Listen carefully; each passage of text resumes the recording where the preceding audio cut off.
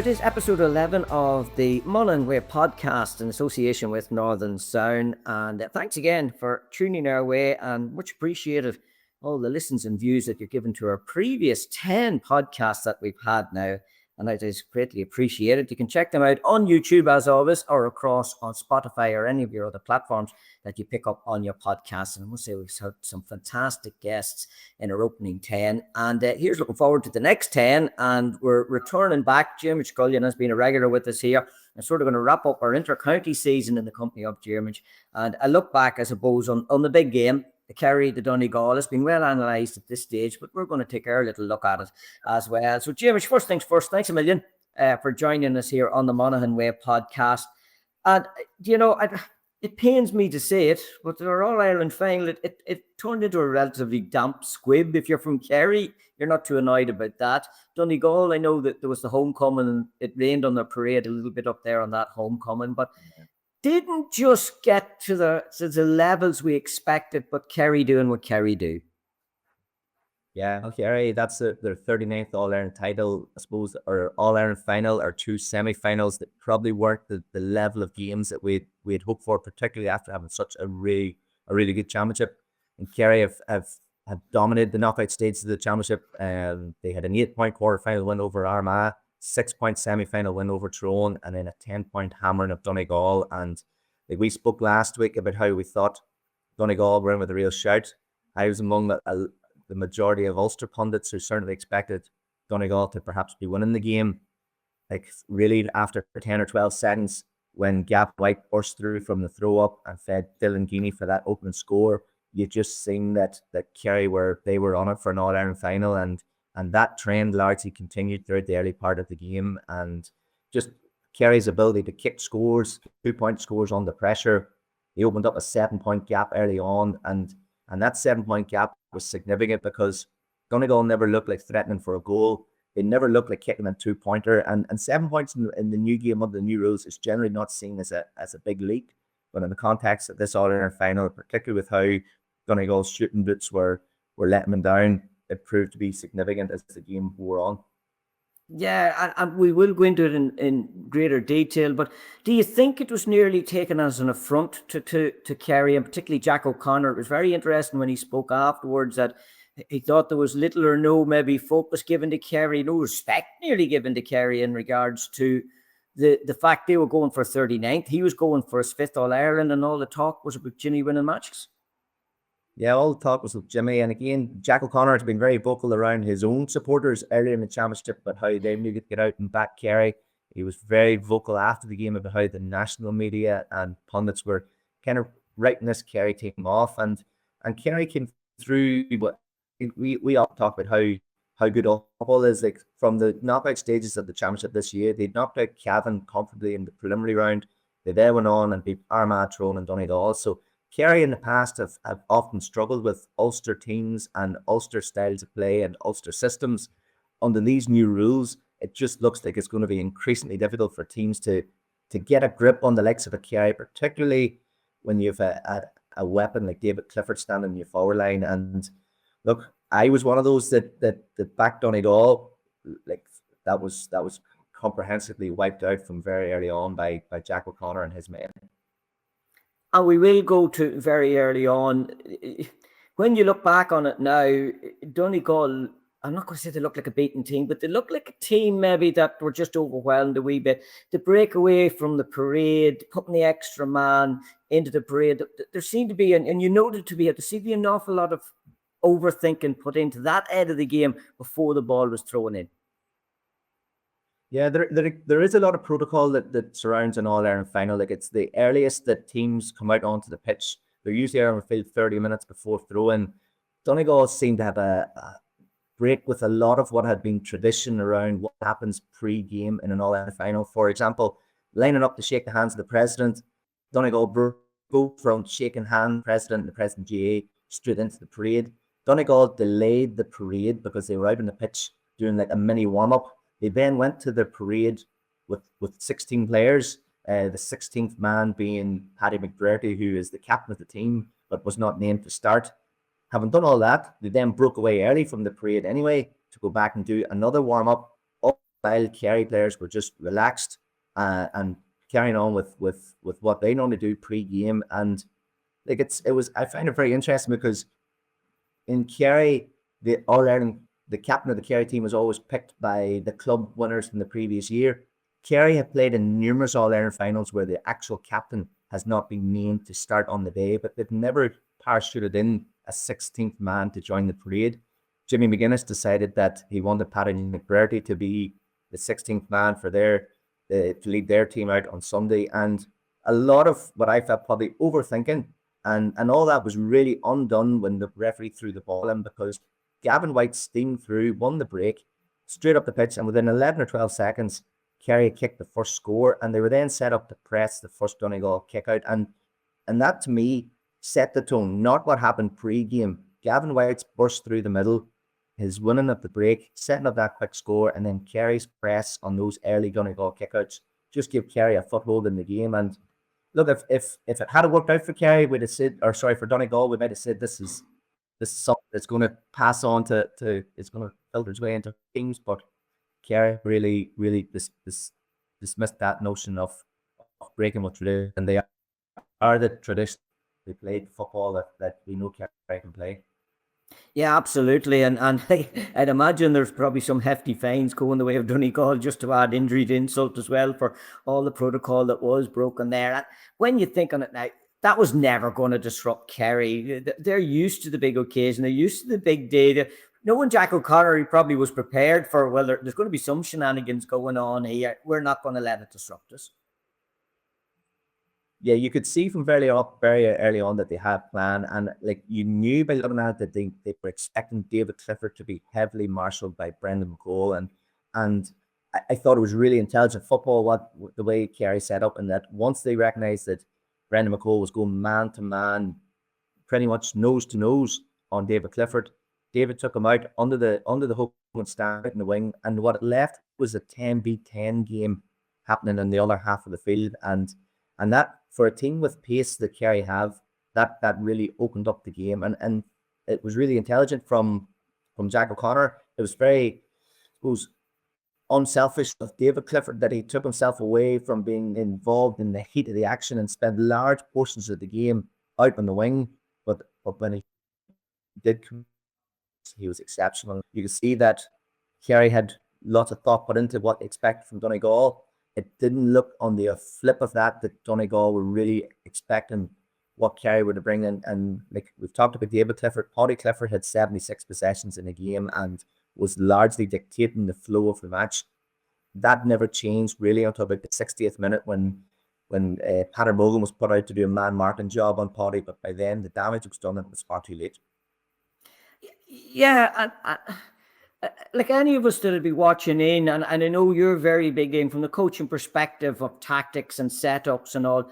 Any of us that would just watch the name go normally know what Paddy Clifford brings to the game, is aware of how he gets involved in the game. I've often said that he's the fuel to David's fire, so he is. So it seems so strange that Donegal management, Jim McGuinness and all the ones that he had in the backroom team with him, didn't recognize or didn't seem to know how to deal with the threat that he was bringing. Like, as you said, it was a masterclass move from Jack O'Connor, but a little bit naive from McGuinness and his management team. Yeah. But Donegal stuck largely to the sort of the rigid defensive zonal shape that they've been using in all their games to get in the championship, with the exception being that Brendan McCole was going to go out mark David Clifford. Every other Donegal player dropped into their sort of predefined defensive roles. Where I felt they erred, and that was that when they were set up, they didn't push out to then try and at least hassle the Kerry ball players as they were trying to set up scores. And look, Donegal got we've mentioned that there are a few things wrong, but there was a stage in the second half where they pulled the game back to 4 points, and at that point it looked like they may be fit to drag themselves back into the game. This is like for Donegal, well, a lot of things were going wrong. They were losing a lot of their knockouts in the first half. They were struggling to pressure on some of the Kerry shots, particularly the 2-pointers. Kieran Thompson went off injured early on. Ryan McHugh went off injured just at the start of the second half. Yet on 55 minutes, Donegal still pulled themselves back into the game. Then a couple of sloppy wides, one by Conor O'Donnell, one by Patrick McBrearty, just kind of sucked the life out of them. And Donegal could look back and think that largely, whilst they didn't look good, and Paddy Clifford got all loads of ball, they gave themselves a chance midway through the second half to get back into the game. But it just Kerry's ability to kick scores and break away and kick scores under pressure, and then Joe O'Connor's goal at the end of the game just sort of put the seal on it for them. It did indeed. There's one passage of play, obviously, that has been shown and re-shown and talked about, and it's the two-pointer on the hooter. It's like something you see in basketball or American football or any of these really tactical games, the setup and the execution. Yeah, and look, that play started with Donegal on the attack. Darragh will lob the long ball into Michael Murphy and aids the square. His kick pass was directed and intercepted by a Kerry player. And at that point, seconds left until the halftime whistle was due to go. Cian O'Neill and Jack O'Connor were very vocal along the sideline for Kerry that there was 90 seconds left. So you clearly see that there was a pre-planned set play coming up.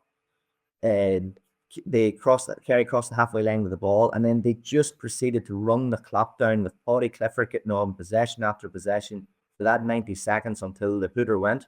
And all the while this was going on, David Clifford was almost like Lionel Messi, standing disinterested underneath the Hogan stand. But as soon as the hooter went, you just knew these boys are going to spring into life. And to me, it almost looked like something that came out of the back garden where the two Cliffords have done this move times before. It just took a jink by David to get past Brendan McCole, and he kicked a two-pointer, and that was a massive score going down the tunnel at half-time, because Donegal had got the game back to 5 points. Having played as poor as they played for large spells in the first half, they would probably have accepted a 5-point deficit at half-time. But for David to kick a two-pointer, and just the manner of how they controlled the game at that period and kick that vital score, it was just a massive boost for Kerry as they set off, and that 7 points was largely the 7 points that they sustained throughout the game, right from their golden patch at start. Yeah, and you could tell me the celebration and the body language, particularly of Clifford when he kicked it, that the execution was perfect. Not enough it got the two-pointer, but as you said, when you've something planned and something worked and you execute it so well, it's only but natural that you sense the relief and you want to be expressive about it. And he was that. It was very telling. Yeah, and look for Brendan McCole at that point too, because as all those videos online have shown, he was doing the job he was asked of. He was as tight as you could possibly be to David Clifford. But the difficulty with that is when you're so close to a man, particularly somebody as powerful as David Clifford, once he gets half a yard on you, it's very hard to recover that. And like I thought at that stage, everybody knew that the ball was probably going to end up at some point in that move in the hands of David Clifford. I expected somebody from Donegal to step across and recognise that David is going to be the main 2-point threat here. Let's make sure we at least have cover for Brendan McCole, but that didn't materialise, and look, it was a fantastic score. You'd be on the sideline, obviously, Diarmuid, from an inter-county level. I know with Westmeath, Dermot and McKay, but when you set a team up and you send them out and tactically all of a sudden it's not working, how quick can it be to try and get a message onto the field to change something up? And you listen, you're in Croke Park, 80,000, there's a lot of noise and stuff like that.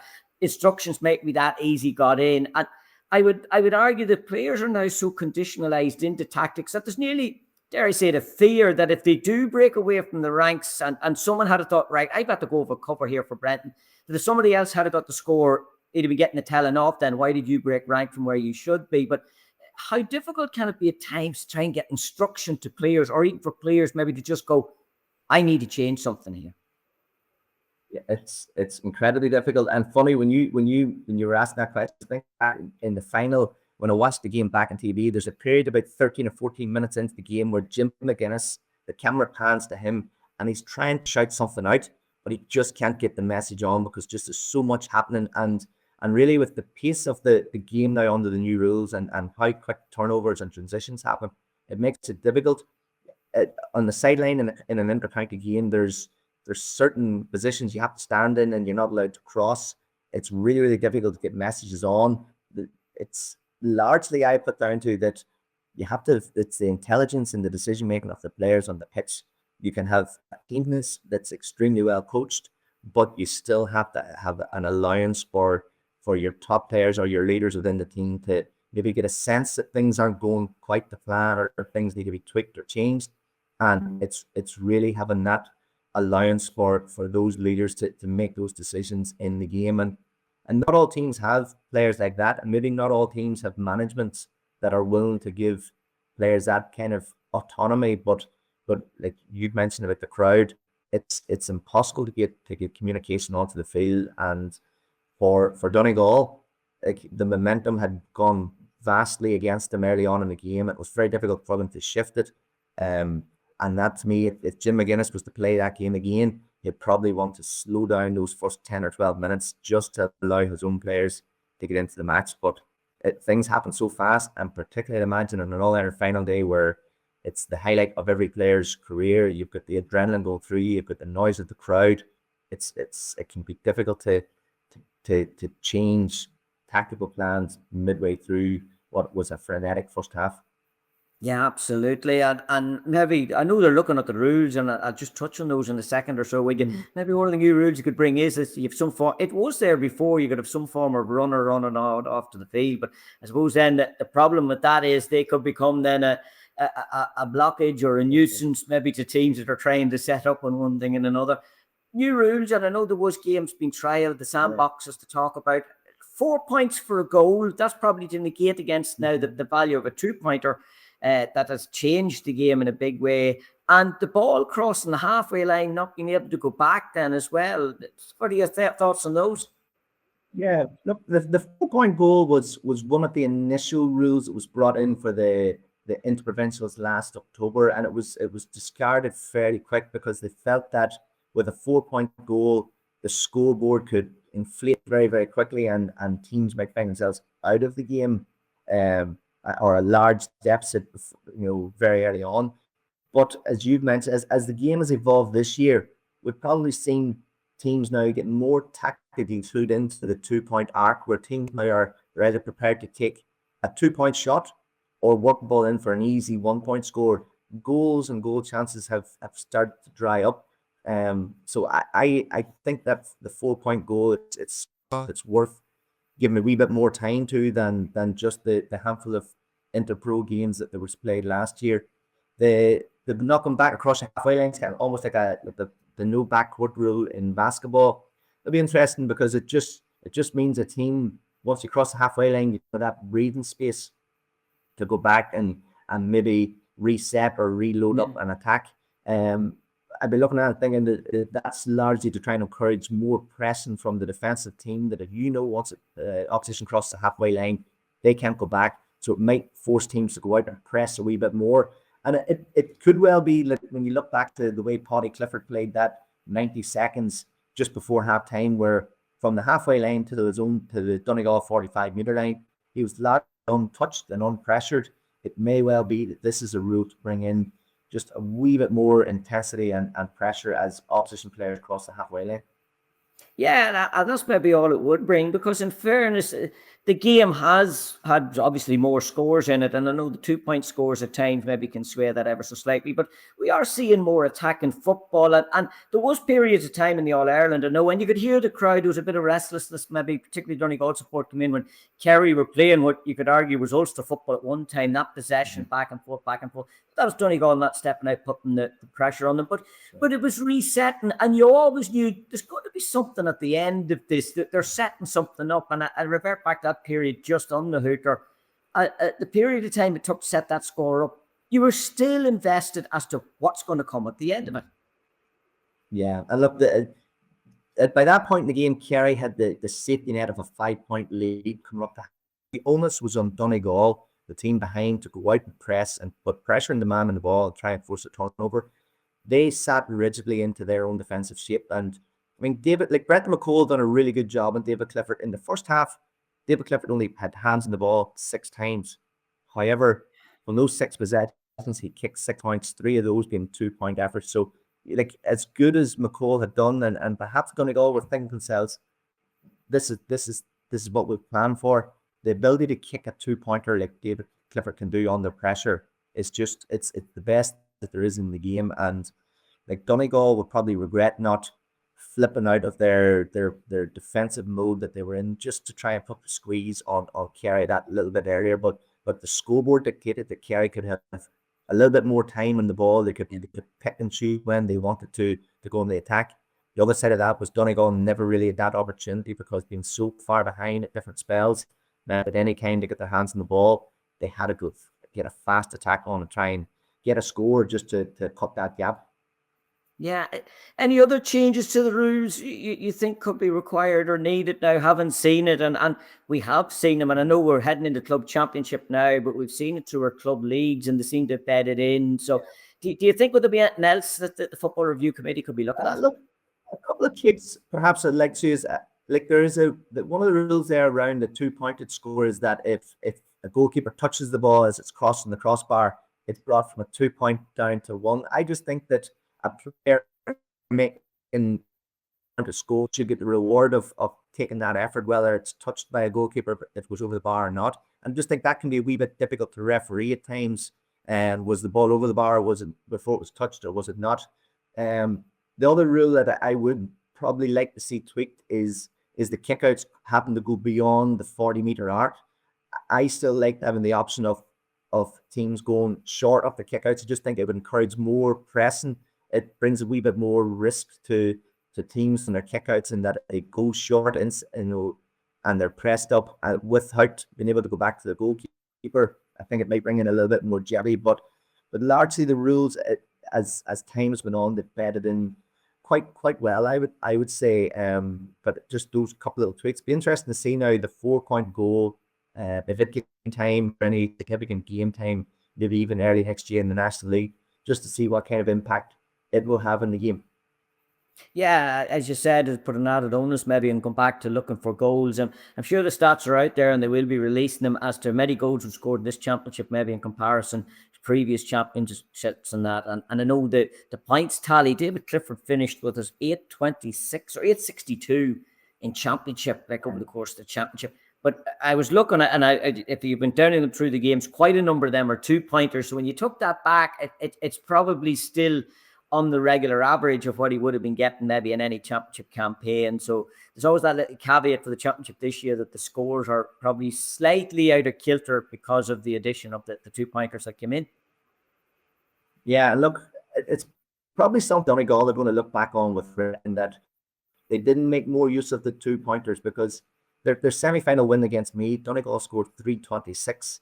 Only one 2-pointer was kicked in that game, and that was a 2-pointed free by Michael Murphy. And not having that in their locker, it just meant that when Kerry stretched out the lead at the weekend, it was always going to be difficult for Donegal to come back with it, that they can't kick, or they were unwilling to, or maybe not allowed to by Kerry to kick those 2-point scores. But the kind of in the way basketball has evolved now, you'll find teams now getting really good at either kicking the kick for 2 points, or they'll work the ball in and kick the easy 1 point. And the 4-point goal could be a good change to that, because it could force teams that if you press out around the arc, the threat of a team getting in behind and kicking a 4-point goal might be just worth giving significant time to. Yeah, absolutely. I think Jim McGuinness was quoted at one stage or had remarked about the 2-pointers that they were not something, maybe not he was in favour of, but he certainly didn't see the value of focusing over heavily on them. He focused obviously on trying to stop them being scored, and it didn't work out well maybe in the All-Ireland final, but he definitely didn't give massive credence to trying to score them. And it's not as if they didn't have the players capable of doing it. Now, Kieran Thompson was a big loss to them because he was one of their mainstays when it did come to looking for those sort of scores. Yeah, you're right. Jimmy had mentioned that earlier in the year that and Donegal's style of play is largely about running the ball and warping into the high percentage scoring zone. Kieran Thompson off was a huge blow, and you could see that Donegal tried to give him every chance of staying on the field because they didn't take him off straight away. They wanted to see could he run off his injury. He was a huge goal for them because he has been kicking 2-pointers for them throughout this championship. But again, Kerry's defending, and even not to cough up any 2-pointed frees was really, really, really good. And I would imagine for Jim McGuinness over the winter time, that's going to be an area of the game that he'll look at, because they do have players that are well capable of kicking 2 pointers. Michael Langan, even from midfield, is another excellent scorer from play, but it just on the biggest of games, it just didn't materialise for them. It didn't. All the focus now at the county's over at club, but the reward or the award season will be in full flow now as well. There'll be all-star nominations and teams and all being announced. We've had the RTE team of the year, and I says, well, we've got to get Diarmuid on board now with his team of the year. You did do it in fairness for us last year, so I'd given you the heads up to say I'd be looking the team of the year off you, Diarmuid. So have you varied much from what we've been hearing so far, or who have you got? Look, I'll go through my team shortly. I suppose it's pretty dominated with Kerry being the All-Ireland champions, and just for me, the way they performed in the big knockout games, I thought they turned the corner from their defeat to Meath in the group stages of the All-Ireland, and they were largely dominant. And the players that I have picked on our Northern Sound team, I think they're probably going to be shoe-ins for all stars later on in the year. So if we go through and we start from our goalkeeper number one, I've went with Shane Ryan from Kerry. And again, there's up until the quarterfinal stage, we had lots of goalkeepers in the reckoning, like Ethan Rafferty, Rory Began, Niall Morgan. They were all having fantastic championships. Kerry largely dismantled the kickouts from Sean Hatton in the All-Ireland final. They destroyed Niall Morgan in the semi-final. They destroyed Ethan Rafferty in the quarterfinal. And for me, Shane Ryan was just a steady hand for Kerry, pulling off some big saves as well, but he was steady between the sticks. So he gets our number one spot. And it's interesting. Sorry, I just cut across. It stalled there. It's interesting just you pick up on Shane Ryan, because he's probably the definition of your old school Gaelic football goalkeeper. He's not a man to go raiding up the field. He doesn't do what you mentioned, Ethan, you mentioned Rory, you mentioned Sean Patton. He doesn't get involved in that, and maybe he's brought back the traditional role at the number one.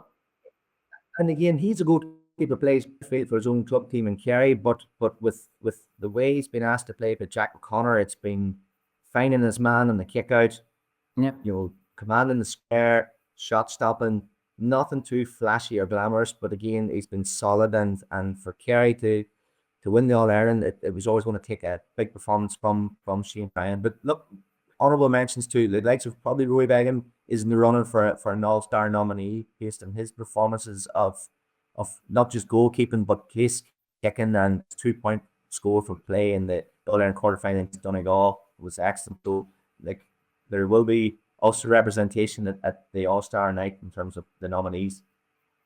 They will indeed. Your full-back line then, who have you went for?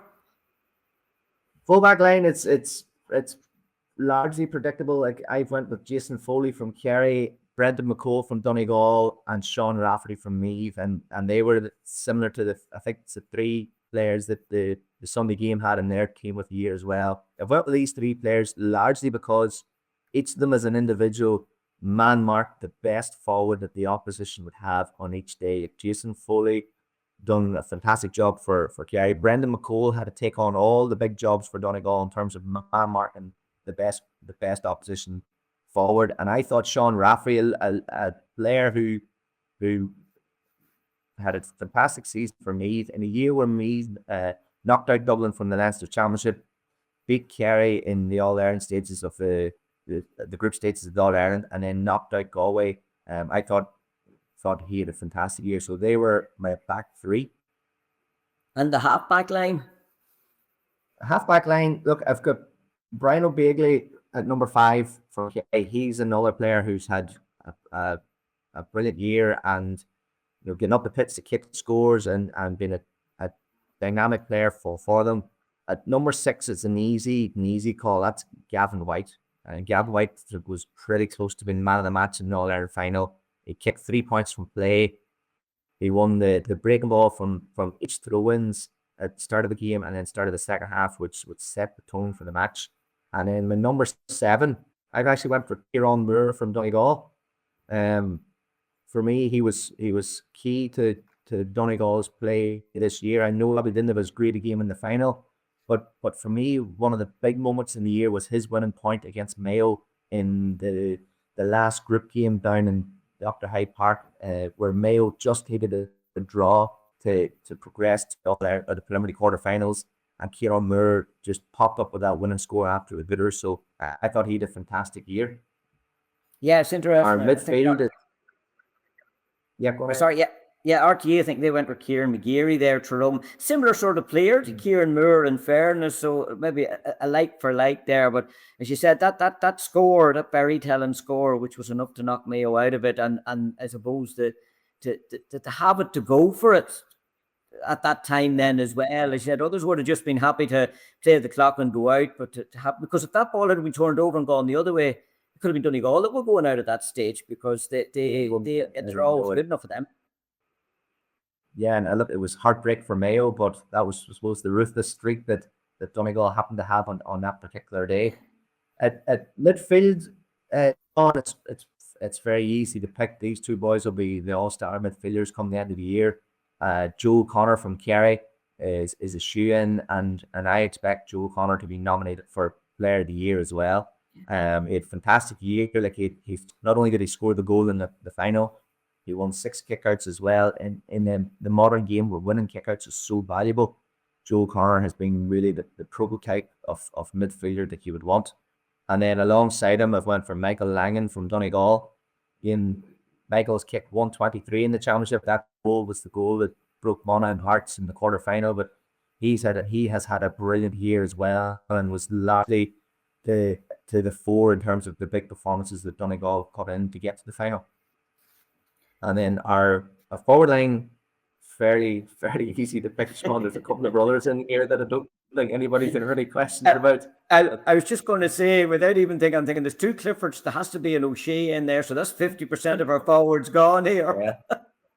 Yeah, look, you've got that right so far. Like Paddy Clifford was excellent as the season came into those crunch final few games, and for a player to get 76 possessions in an All-Ireland final, and I know some of those possessions that he had were under very little Donegal pressure, even just the impact and the influence he had, particularly when his brother David was getting so much close attention by Brendan McCall, for Paddy to just dictate the game and set up score after score, which was phenomenal. Sean O'Shea, as you've mentioned, he gets into the theme. Like, he kicked 144 in the championship this year, and for me, his performance in the second half against Armagh, where Kerry dismantled the reigning All-Ireland champion, and Sean O'Shea kicked 13 points in that game. Like, he had a phenomenal end of the year for Kerry. And then Oisin Connaughton gets in my team as well. Like, he was a young player of the year last year, but he was a brilliant player for Armagh throughout the league, throughout the championship. He kicked 6 points from play against Donegal in the quarter final, and was having a fantastic season. Just unfortunate for him and for Armagh that Kerry just blitzed them in that last 20 minutes in the All-Ireland quarter final. And then right for a full forward line. Go on ahead. I'm looking forward to this full forward line, and I can name one of them already. There's another Clifford. David Clifford, like, he kicked the 862 kicked in this year's championship, and 8 goals with 48 points from play. And that's some kicking it in for many player. And like, Joe O'Connor will push hard for Player of the Year, but it's going to be very difficult to ignore the way David has performed this year and the influence he has had in the game. Michael Murphy still gets into the team for me. I know he didn't have as good a final as he would have liked, and he missed a 20-meter free, but for Donegal getting to the final, I've already mentioned the likes of Michael Langan. Michael Murphy was a significant player, and his return to the Donegal side this year. So, like, it's to me, that was a straightforward enough call as well. And what's complete? And then finally, completed for me, this might be a bit of a surprise. I've actually went for Jordan Moss from Meath. I thought he was brilliant, and he kicked 1-6 against Galway, which knocked out a team that I thought was one of the early favourites for the All-Ireland. So Jordan Morris, 1-6. Meath got to an All-Ireland semi-final in a year where, having knocked out Dublin from Leinster, having beat Kerry, having knocked out Galway, to me, there's 2 Meath players in my team, and I thought that they were well justified for the performances in the big games that they played in.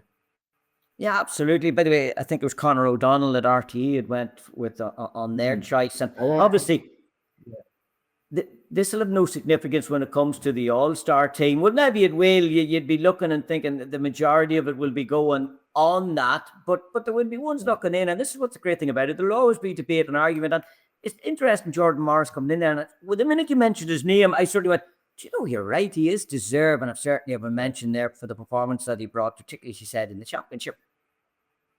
Yeah, and look, the other player that probably in the full forward line is harsh to not get in is Rob Finnerty from Galway, who was their scorer in the championship as well. Just when you look at the Kerry performances in the quarterfinal, semi-final, and final, it's very hard to ignore how dominant they were, and it almost reminded me of almost like the way Limerick were in the hurling championship a few years ago, where Limerick would dominate in a few games and then go on to dominate the All Stars. When you look at the likes of for Donegal, like Michael Langan's a shoe-in as well to get an All Star. To me, Brendan Cole is also a shoe-in to get an All Star, just with the role he played in marking the top men in all those big games. So look, it makes it interesting. That I suppose that when you're picking a team of the year so close to the conclusion of the championship, sometimes you can be clouded, your judgment can be clouded by the recent games that you've seen. I would imagine come November when RTE sit down to announce their All Stars, they've had longer to reflect on it.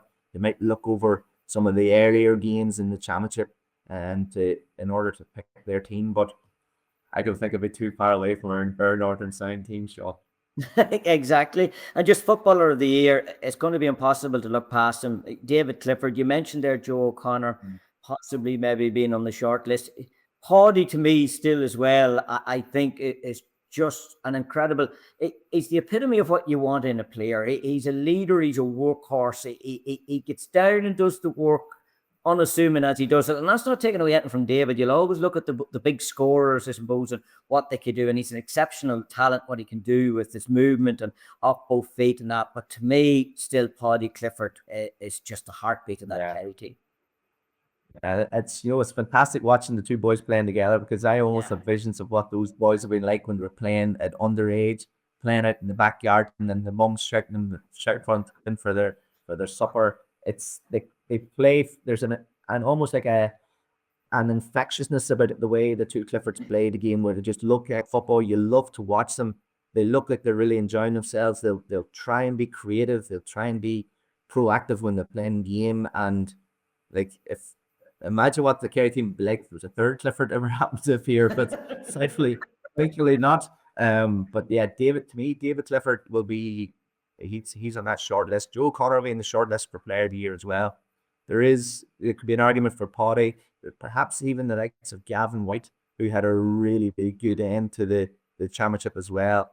And even Michael Langan from Donegal might well find himself in that conversation for the short list. But to me, it's probably a straight shootout between David Clifford and Joe O'Connor.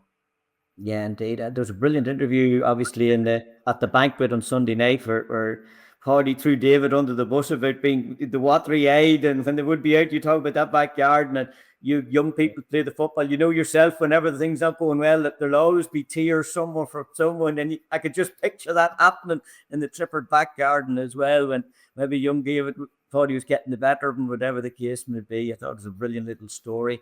Just finally, that's it, done and dusted. We have our team of the year. Our inter-county season's complete. I know your full focus now, Diarmuid, is back now with Scottstown, the club championship on the horizon, and I know you are into the senior league final as well. So all systems go from that perspective.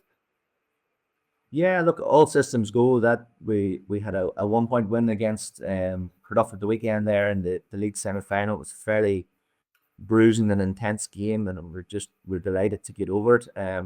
Mahertloon had a brilliant win for them in the other league semi-final. They had a 1-point win over Latin, so that makes for like a novel league pairing come the end of the season when the senior league is eventually played. But before all that, yeah, we've got the club championship, and yeah, focus is fully in that. Like, it's something particularly with Scottstown that we look forward to every year, and we actually happen to have a bye the first weekend of the round robin series. We miss out on the first weekend. We get to see how the rest of the team perform before we come into action a week later.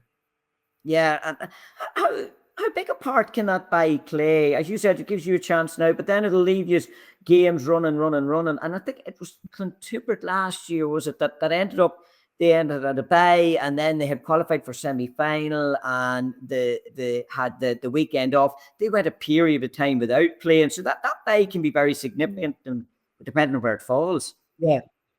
Yeah, and look, it's a fantastic format that Monaghan have for the championship. But when you have two groups of 5 teams, each team within that group, there's going to be one team that has to bye each week.